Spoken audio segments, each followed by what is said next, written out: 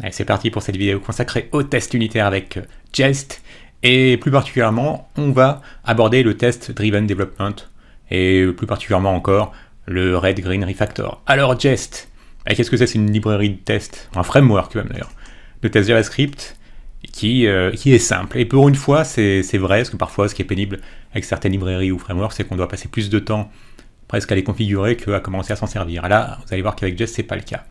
Pourquoi est-ce que j'ai ouvert ces deux onglets à côté? C'est pour me souvenir que Jest est basé sur Jasmine. On l'oublie assez vite. Ceux qui connaissent Jasmine, du coup, se sentiront tout de suite assez vite à la maison. Quand vous regardez à quoi ressemble un test Jasmine, un test avec Jest, ça ressemble beaucoup à la chose.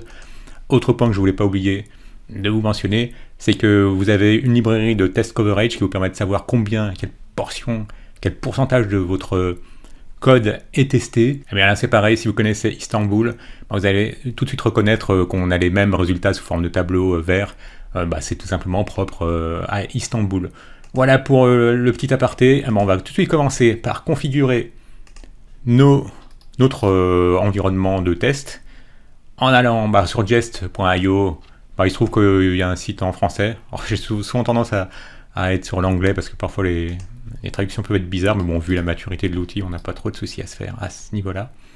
Et pour démarrer, au départ, alors rassurez-vous, vous allez voir que les exemples utilisent les exports propres au CommonJS, qui est un peu étrange en 2021, puisque maintenant c'est vraiment les scripts modules avec import et export qui sont dominants. Mais bon, on va s'en tenir à la doc pour pouvoir faire notre premier test, et ensuite on configurera un peu plus pour avoir bénéficié des imports et des exports.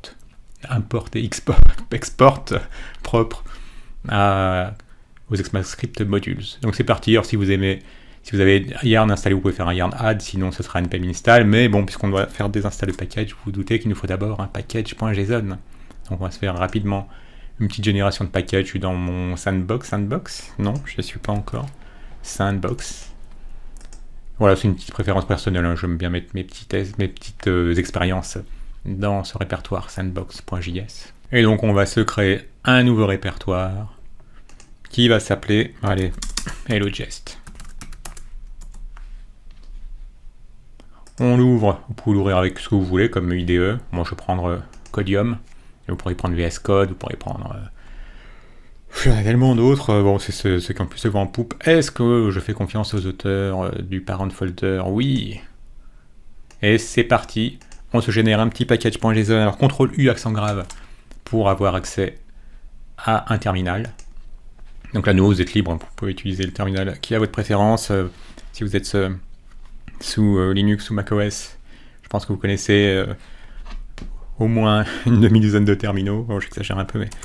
Allez, on commence par se créer un package.json et on ajoute un -y pour qu'il nous réponde par défaut à tout ce qui répond le compte valide sans cesse, voilà, parce qu'il nous propose par défaut. Ah, hell, j'ai pas vu. C'est l'enfer de Jest. Bon, c'est pas grave. Hein. Bon, j'espère que vous avez tapé Hello. Bon, la version de ce projet, c'est 1.0.0. Remarquez, c'est le Hellfest en ce moment. J'enregistre en juin 2021. Bon, on n'a pas mis de description. Hein, Bon, voilà, ça nous a généré ce fichier par défaut, sans qu'on ait besoin de valider à chaque fois. Yes. Il est donc question d'installer en une seule commande Jest. Alors, -save-dev pour préciser que c'est un outil de développement qui n'est pas nécessaire d'installer quand on est en prod. C'est parti. On aurait pu utiliser -d majuscule si on voulait taper plus court, mais bon, là, comme on fait du copier-coller, on va pas se casser la tête. Bon, ça n'a pas été si long que ça. Donc, je ferme ma parenthèse, puisque, c'est peut-être parce que j'avais installé dans le passé. Voilà, c'est parti. Donc, on a notre package.json, si on va voir dedans.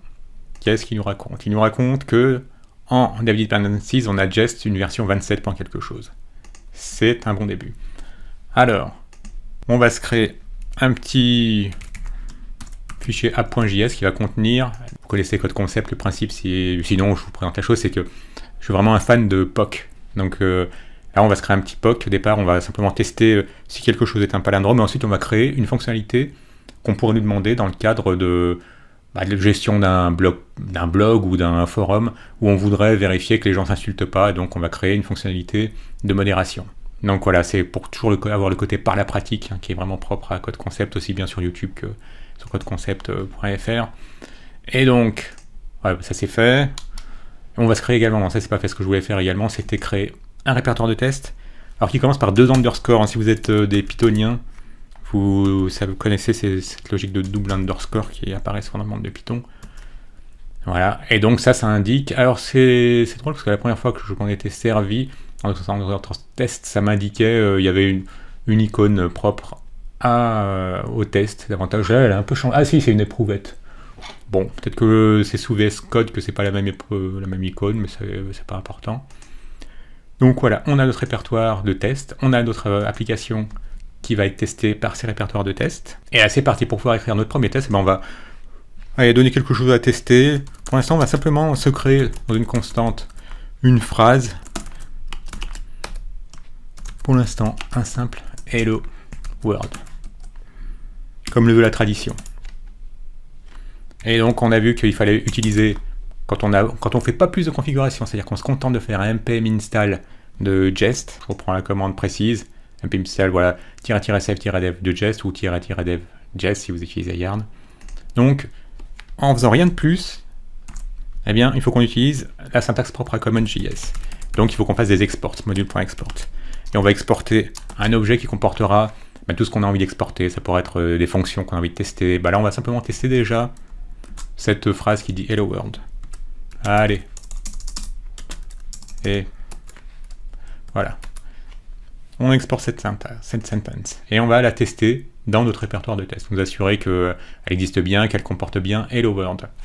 Alors dans ce répertoire de test, ce qu'on va faire, c'est qu'on va créer un fichier de test qui est basé sur le nom de ce fichier de test. Ce fichier à tester, pardon. Donc ce fichier qu'on va tester, c'est app.js. Donc on va le tester avec app.test.js. Et avec cette convention de nommage, vous avez vu, il y a tout de suite un Erlen Meyer chez dans la chimie à une époque. Donc je sais même plus comment ça s'appelle quand on crée des solutions là-dedans dans cette espèce de... Bon, c'est pas grave, c'est vieux.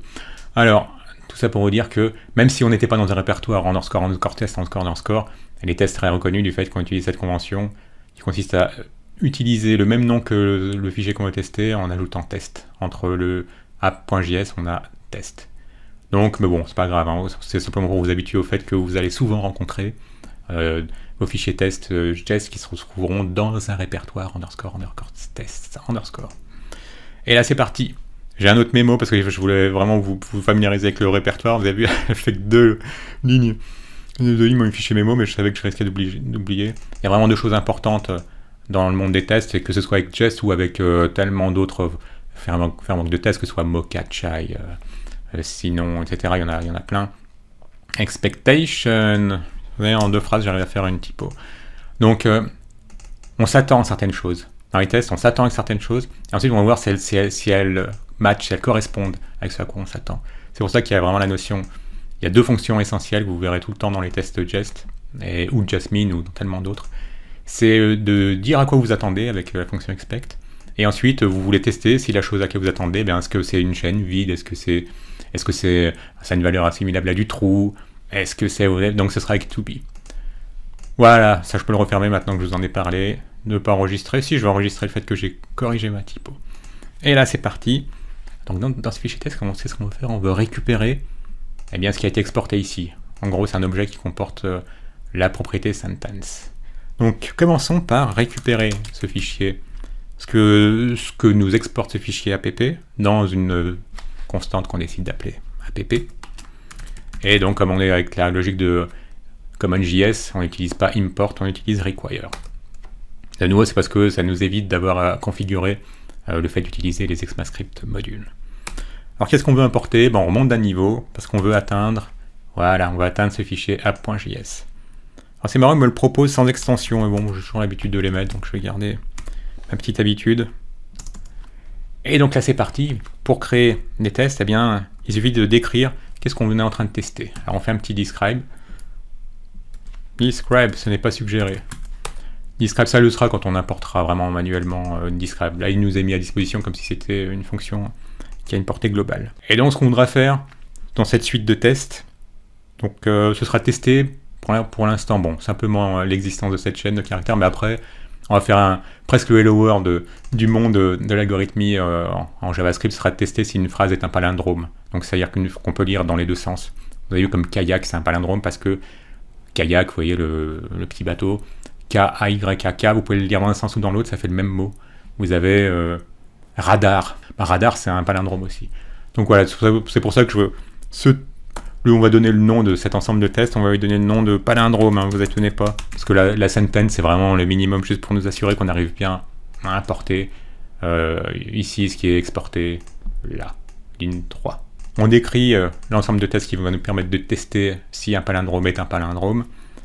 Et il y a simplement 2 arguments à passer. Le premier, c'est le nom qu'on a envie de donner à cette suite de tests. Et on aurait pu l'appeler Hello World si il n'y avait que ça à tester. Et le deuxième, c'est un callback. J'ai reculé mon fauteuil, ça fait un peu vautré, mais je me sens un peu trop tassé. J'avoue que je suis plutôt en mode vautré d'habitude. Voilà. Et donc, c'est dans ce callback que vous allez utiliser ce qu'on a vu à l'instant dans mon petit fichier de mémo. C'est vous allez utiliser une fonction d'expect pour dire à quoi vous vous attendez. Donc, je m'attends à l'aide d'expect. Eh bien, à quoi je m'attends ? Je m'attends à ce qu'on récupère une sentence. Et bien, on le fait à l'aide de la fonction it. Et donc, ça nous dit que, par exemple, cela devrait récupérer une phrase. Donc, on a tendance à les lire comme si c'était une phrase de roman. Donc, on va dire que ça devrait, it should, pour y l'écrire en français, mais bon, ça serait étrange parce que je pense que tout le monde les écrit en anglais. Ça devrait récupérer une phrase. Voilà. Et là, ça vous décrète que vous avez un test. Et ensuite, c'est toujours d'une logique de callback. Et vous indiquez dans un callback ce qui va se passer. Donc, que vous attendez. Vous attendez à ce que cette fonction, cette constante, ici qu'on a exporté, qui est un objet avec une propriété sentence, vous attendez à ce que app ait une propriété sentence et qu'elle ait une certaine longueur. Et ce que vous voulez, c'est que cette longueur, vous voulez vous assurer que vous importez bien une variable sentence qui a une certaine longueur, et c'est là que vous indiquez qu'elle doit être plus grande. On va installer dans un instant un petit package supplémentaire qui vous suggérera tout ce qui existe. Parce que to be greater, je ne l'ai pas sorti dans un chapeau, simplement, c'est dans la doc, mais ensuite on peut avoir de l'autocomplétion. Donc on s'attend à ce que la longueur de cette phrase soit supérieure à 0.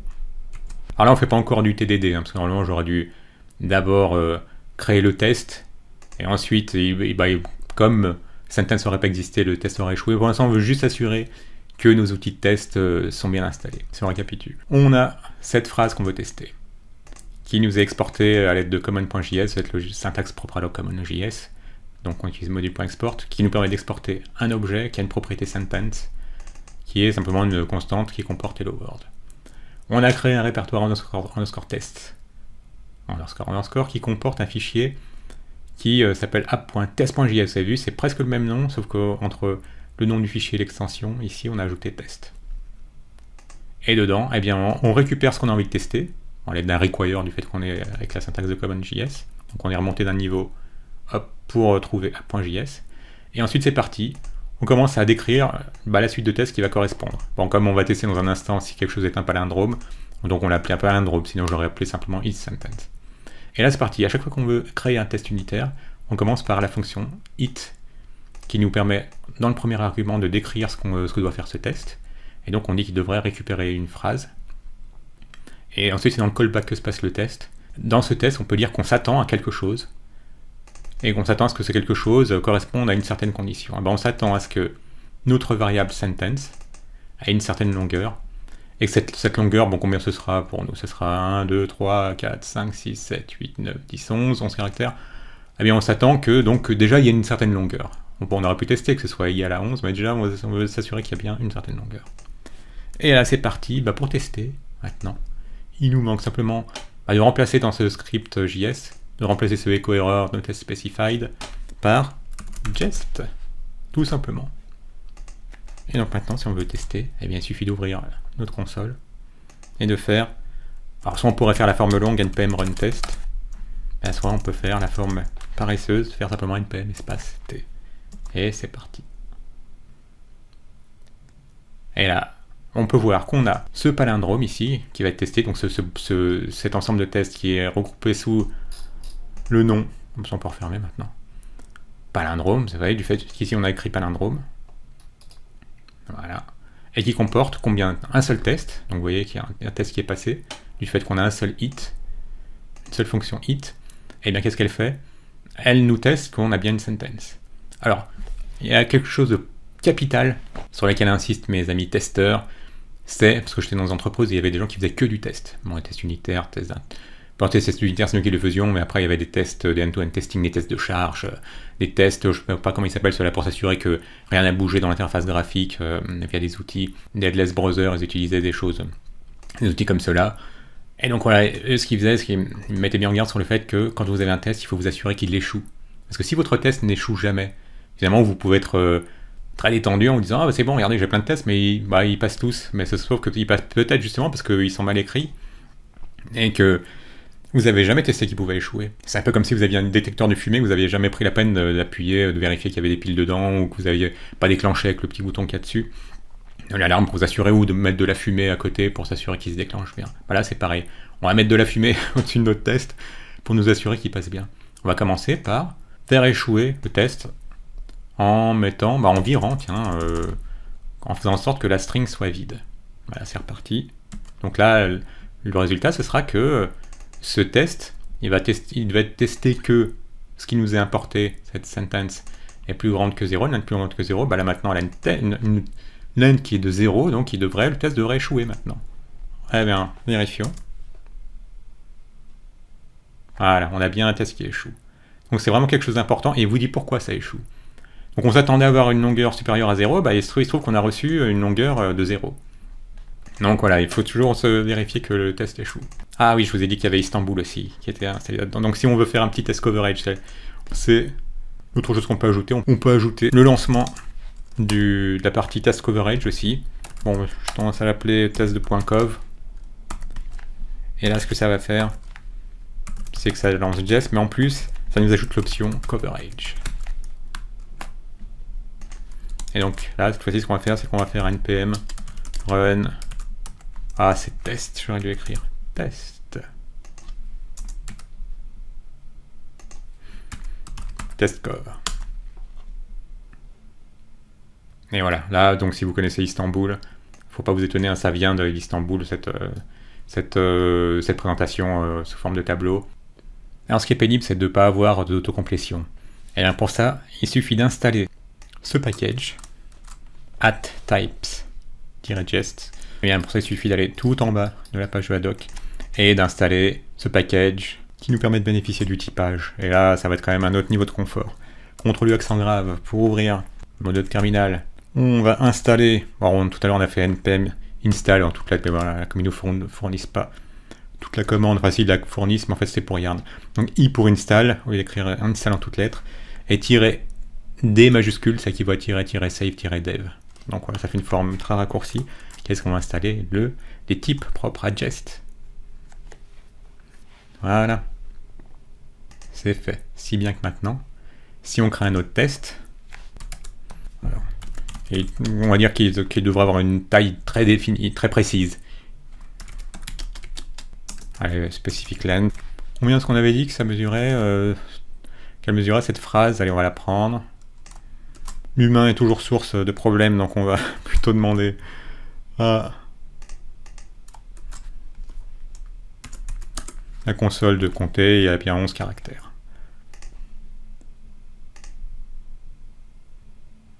Should have a length, il devrait avoir une longueur de 11. Ouais, on va dire letters. Comme toujours, il y a un deuxième argument qui est attendu. C'est un callback dans lequel va se passer vraiment le travail, qui indique ce à quoi on s'attend. On s'attend à ce que, comme toujours, comme tout à l'heure, que notre phrase... Alors, on teste de nouveau sa length, mais cette fois-ci, qu'est-ce qu'on veut? On veut qu'elle soit égale à... Voilà, vous avez vu, c'est pas beau. Tout ça parce qu'on a installé... Oh non, pas to be close to. Ce qui m'avait paru bizarre, c'est que j'ai pas vu tous les mots. Ah oui, c'est parce que j'ai ma grande police propre à l'enregistrement, j'avais pas ce problème hors caméra, donc je vais fermer le menu de gauche, l'Explorer, à l'aide de CTRL B. Ça va pas mieux? Non, ah non, qu'est-ce qu'il me raconte? On s'en fiche, voilà. To be equal, ou to equal, j'ai toujours un doute, voilà, to equal. On a dit 11, CTRL-U accent grave. C'est reparti pour le test, npm test.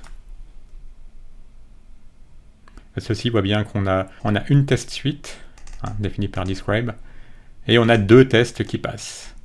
Premier test, deuxième test, et comme toujours, hein, pensez à le faire échouer, pour être sûr que votre test fait bien son boulot. Là, on va le faire échouer avec 10, on sait que c'est 11 qui est attendu, que notre Hello World fait 11 caractères. Et là, un test devrait échouer, voilà. Il vous dit en plus précisément pourquoi il s'attendait à ce qu'il ait dit que le résultat de la réponse soit 10, que la longueur de cette sentence soit 10. Alors, il a trouvé 11, donc il a bien fait son boulot, c'est nous qui avons fait échouer le test, mais il faut le faire pour vous assurer que les choses échouent. Donc, on remet la vraie valeur, et là, les 2 tests devraient passer.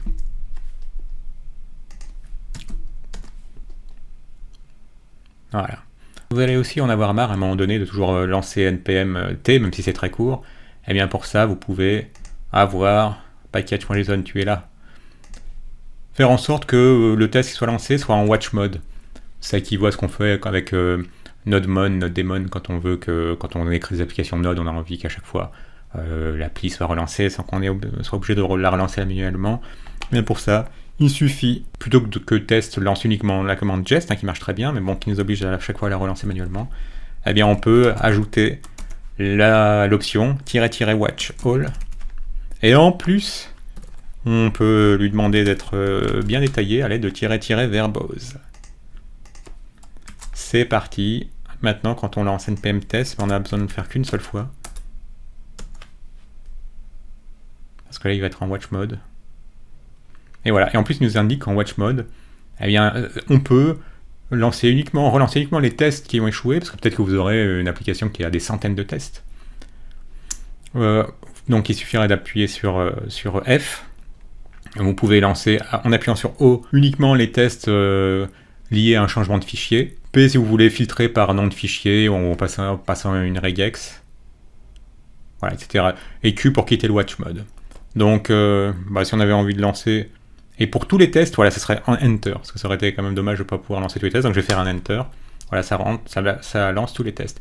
Alors passons maintenant à la partie Test Driven Development. Bon, c'est un concept maintenant rentré dans les mœurs, qui consiste simplement à d'abord écrire ces tests. Forcément, ils échouent, puisqu'ils vont tester quelque chose qui n'existe pas encore. Donc imaginons que vous ayez... On repart sur notre... vraiment, ce qu'on voulait faire au départ, c'était un palindrome. Tester si quelque chose est un palindrome. Je vous rappelle qu'un palindrome, c'est un mot, mais ça peut même être une phrase. Un mot qui peut se lire dans les deux sens, comme kayak, ça peut se lire dans les deux sens, on lit toujours kayak. Mais il y a même des phrases entières. Il y en a un avec le port salut, César, tu l'as... vous allez voir ça. Ça peut aller assez loin, les palindromes. La mariée ira mal. Vous vous rendez compte que c'est un palindrome, ça? La mariée ira mal. Si vous le lisez dans l'autre sens, la mariée ira mal. Bon, on a quand même la liberté de mettre des espaces, hein, sinon ça serait très dur de faire. Celui-ci m'a marqué parce que c'est un sens assez surréaliste. Tu l'as trop écrasé, César, ce port salut. Incroyable, hein, comme palindrome. Il pourrait nous servir de test, tiens. Et on veut créer une fonction qui va nous créer si quelque chose est un palindrome. Donc on a dit que kayak était un palindrome, donc on va commencer par tester la chose. Alors, à la suite de ce test, ce qu'on va faire, on va les virer maintenant, parce que ça nous servait simplement à écrire des tests, et puis à configurer le fait qu'on a bien du typage fort. Et bien on commence par un test qui va échouer, forcément, parce qu'on n'a pas encore de fonction qui teste si un mot est un palindrome. Donc on commence par dire... Ça devrait être un palindrome. It should be a palindrome. Palindrome, je peux y mettre l'accent, les anglais. Comme toujours, on utilise donc la fonction it qui prend 2 arguments. Le premier qui décrit ce que va être le test, le deuxième qui nous passe, qui reçoit un callback dans lequel vraiment le travail de test va s'effectuer. Et à quoi on s'attend? Comme toujours, c'est avec expect, voilà. On s'attend à ce que app nous permet d'importer, nous exporte donc et nous permet ici d'importer une fonction qui s'appellera isPalindrome et qui recevra kayak, qui on sait est un palindrome. Eh bien, on voudra que cette fonction nous retourne true.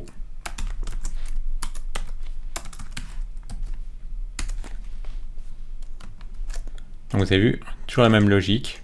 On décrit la suite de tests, on va tester des palindromes à l'aide de différents tests écrits avec it. Tout se passe dans le callback, et dans le callback, on dit sur quoi on s'attend. On s'attend à ce que app nous mette à disposition une fonction isPalindrome qui vous verra passer une string et qui nous testera si la chaîne passée est un palindrome. Si c'est un palindrome, la fonction nous retournera true, sinon nous retournera false. Donc on s'attend à ce que kayak, qui est visiblement un palindrome, eh bien soit égal à true, to equal true. Mais le test va échouer, pourquoi? Parce que tout simplement ce palindrome n'existe pas encore, et là on est vraiment dans le test driven development. Donc je vous rappelle, hein, je l'arrête, mais juste pour vous rappeler que maintenant là quand on veut lancer un test, avec npm test, ça nous lance jest en watch mode, parce qu'on avait ajouté jest espace -- watch all, c'était bien watch all, oui watch all -- verbose. Là c'est parti. On exécute le test. Ah, on a un test qui échoue. Parce qu'on fait du test driven development. C'est pour ça que ça s'appelle red, green, refactor. Au début c'est rouge parce que le test échoue, évidemment, on n'a pas écrit la fonctionnalité. Après avoir écrit la fonctionnalité, on passe au vert et puis ensuite on peut refactoriser pour présenter les choses comme il faut. Donc voilà, pourquoi est-ce qu'il échoue? Il nous le dit. Parce que isPalindrome n'est pas une fonction. Vous avez vu, c'est clair. Ah bah, pas de problème. On fait les choses très naïvement, on se dit bah d'accord, ok, on va se créer une fonction, maintenant on peut le virer, ça nous servait juste qu'à créer nos tests. Donc on va se créer une fonction, la fonction qu'il attend, qu'est-ce qu'il veut? Il veut une fonction qui s'appellerait isPalindrome. Donc on va faire passer ce test de la manière la plus naïve qui soit. Et bien on teste isPalindrome. On crée une fonction qui s'appelle isPalindrome, et qui va recevoir un mot. Et on l'exporte. Comme ça, on va être capable d'importer isPalindrome, ce qui devrait faire passer maintenant ce test. Alors là, voilà. Là, ceci ça échoue pour une autre raison. Il s'attendait à recevoir true, parce qu'on a dit, regarde, on s'attend à ce que isPalindrome, quand on lui passe un palindrome, on s'attendait à se voir retourner true. Or, qu'est-ce qu'il a reçu? Il a reçu undefined. Bah oui, parce qu'en fait, on n'a rien retourné. Donc on va le faire réussir de manière encore naïve, c'est-à-dire simplement en retournant true. Elle sert à rien cette fonction, elle fait que retourner true. Mais dans un premier temps, c'est simplement pour faire réussir. Ah, vous avez vu, comme on est en watch mode, il a tout de suite testé. Et là, eh bien, il a constaté que ça marche. Cette fois-ci, on a une autre fonction dans notre palindrome qui s'appelle shouldBeAPalindrome qui passe. Mais elle ne sert pas à grand chose, elle ne nous teste pas vraiment si c'est un palindrome. Donc on lui fait faire un peu plus de boulot. À votre avis, comment on ferait pour tester? Si vous voulez, mettez sur pause et réfléchissez à comment on ferait pour tester si ça fait un petit algo facile. Et dans les algos, quand vous bossez les algos aussi bien en JavaScript que pour d'autres tests techniques, alors plutôt dans les sociétés américaines. En France, j'en ai jamais été exposé à ce genre de test. Comment est-ce que vous feriez pour tester si un mot peut se lire à l'envers ou à l'endroit? Allez, je vous donne la solution. Mais il suffit d'inverser le mot, et si le mot est égal au mot ou à la phrase inversée, eh ben vous savez que vous êtes en présence d'un palindrome, donc c'est pas besoin de commencer à faire un truc complexe du genre comparer une à une chacun des mots, puis commencer à avoir des curseurs qui suivraient pour s'assurer que chaque mot est égal, que la première lettre et la dernière sont les mêmes, que la deuxième et l'avant-dernière sont les mêmes. Là ce serait l'over-engineering. Il suffit simplement de prendre un mot, de l'inverser, de regarder si ça donne le même mot. C'est bête, hein, mais il y a des astuces comme ça en algorithmie. Vraiment les bêtes et brutes dans le genre de test, ils connaissent pas mal d'astuces comme ça pour différents types de problèmes. Donc on commence par inverser le mot. Et ça se fait tout simplement en prenant votre mot et en faisant un tableau de lettres. Donc vous allez le splitter au niveau de rien du tout comme espace. Donc par exemple pour kayak, bah, ça va vous permettre d'avoir, je vous montre la chose. Voilà, on va l'ouvrir ici. Si on prend kayak et qu'on décide de splitter au niveau, eh bien ce qui nous sert de délimiteur, c'est une chaîne vide, eh bien ça va nous créer, voilà, ça nous crée un tableau qui va contenir autant d'éléments qu'il y a de lettres. Voilà, si on avait décidé que le split aurait été à K, voilà, il nous aurait retourné une chaîne vide, il aurait splitté au niveau du K, donc voilà, ce qui aurait intéressé, c'est ce qu'il y avait après le YAK. Donc c'est pour ça que c'est important de splitter uniquement au niveau d'un caractère vide. Donc comme ça nous coupe notre mot en array de string qui aurait chacune une seule lettre. Et bien pourquoi est-ce qu'on fait ça? Tout simplement parce que qui nous a retourné, donc c'est ce tableau de string, eh bien il se trouve qu'il a, comme c'est un tableau, vous pouvez utiliser sa méthode reverse. Alors ce serait sans doute plus parlant si on avait quelque chose qui n'est pas un palindrome. On va taper AZERTY, parce que sinon ça va pas être aussi clair que ça pourrait être. Donc on le split, voilà, ça nous donne AZERTY, donc un tableau de 6 strings, Et donc maintenant, on peut appeler reverse dessus. C'est étonnant qu'il n'y ait pas suggéré. Et maintenant, vous avez vu qu'on a bien AZERTY écrit à l'envers. Et là, ça nous saute aux yeux tout de suite. Hein. On a les deux oreilles l'un au-dessous de l'autre. Vous avez vu, ici on a A, ici on a Y, ici on a Z. Bon, là, on n'est clairement pas en présence d'un palindrome. Alors que si on remet quelque chose qui est un palindrome, comme kayak, on commence par le splitter. Et ensuite, on le reverse. Ça lui donne un tableau inversé. Ben là, on voit tout de suite que les deux tableaux ont les mêmes lettres dans le même ordre. Voilà, c'est tout ce qu'il y a à faire pour tester si quelque chose est un palindrome. Donc on split, on reverse. Et après, ce qu'on a envie d'avoir, c'est un mot qui est inversé, pas un tableau de string. Pour ça, on peut transformer ce tableau inversé. On va reprendre AZERTY, c'est vrai. On peut décider de refaire, de recoller les différents éléments du tableau en faisant un join. Et là, c'est comme au moment du split, il faut dire sur quoi on souhaite faire une voiture, sur chacune des lettres. Donc on repasse une chaîne vide. Donc voilà, vous voyez que une fois inversé, AZERTY ça devient ITRESA. ITRESA, ça se prononce encore. Je m'attendais à pire. Voilà, donc il nous suffit d'ajouter un join. Voilà, c'est tout ce qu'il y a à faire pour pouvoir inverser un mot. Bon, on doit quand même utiliser les 3 fonctions. Ah, split, ça n'aurait pas marché. Et donc maintenant, qu'est-ce qu'on a dit? Qu'il suffisait de vérifier. On pourrait directement faire un return de word is equal to reverse, mais c'est pour nous assurer simplement qu'on a bien ce à quoi on s'attend. On va se mettre dans un result que word est égal à la version inversée du word reversed. Et on peut retourner le résultat. Voilà. Bon, pourquoi j'ai fait ça? Parce qu'en fait, ici on l'a fait dans la console ensemble, mais comme ça vous permettra de voir tout de suite ce que vos results. Bon, en fait, on a d'autres tests, c'est pas trop utile, mais bon. Voilà, c'est pour ça, pour nous assurer que le result sera bien true quand on passe kayak et false quand on passe AZERTY. Et là, c'est reparti. Donc cette fois-ci, notre fonction, et non seulement nous retourne bien true, maintenant, donc il s'attendra à ce que ce soit égal à true, mais en plus elle fera vraiment quelque chose, parce qu'au départ on l'a fait passer du rouge au vert un peu naïvement, simplement en lui faisant retourner true, alors que maintenant elle fait vraiment son boulot. On CTRL U, on voit que le test est passé, et on voit en plus que notre console.log il nous retourne true. Voilà, il nous met que le result est à true. Et essayons cette fois-ci de faire échouer, hein, comme je vous disais, c'est très important de faire échouer vos tests. Il faut qu'ils échouent quand ils doivent échouer, et qu'ils réussissent uniquement quand ils doivent réussir. Et donc maintenant, on va tester que quelque chose n'est pas un palindrome. Et on va dire... It should not be a palindrome. Comme toujours, tout se passe dans le callback. Et on va dire qu'on s'attend à ce que notre application dise palindrome, quand elle se voit passer AZERTY, eh bien à ce moment-là, ce qu'elle devrait nous retourner, c'est quelque chose qui est égal à false. Et là, comme on est en watch mode, on peut tout de suite voir qu'on a 2 tests et que les 2 sont passés. Eh bien, comme toujours, faisons échouer ce test en lui passant un palindrome. Et là, il va couiner, il va dire « Ah, vous avez un test qui passe pas. Quel est le test qui passe pas ?» Voilà, il s'attendait à ce que kayak, que quand on appelle palindrome en lui passant kayak, que ce qui nous retourne soit false, alors qu'on voit clairement que kayak c'est un palindrome, donc lui il va retourner true, alors qu'on s'attendait à ce que cette fonction appelée avec kayak nous retourne true. Et nous on s'attend à ce qu'elle retourne false, tu vois. Donc, vous voyez, expected, ce à quoi on s'attendait, c'est false, alors on a reçu true. Donc on remet AZERTY. Et là maintenant les 2 vont passer.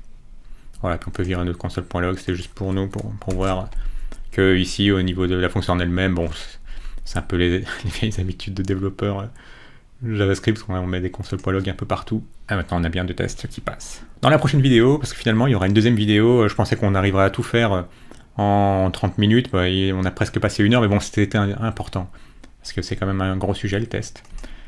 Nous allons créer notre module de modération qui nous permettra de tester si des gens s'insultent. C'est tellement rare hein, sur internet, mais bon ça peut arriver.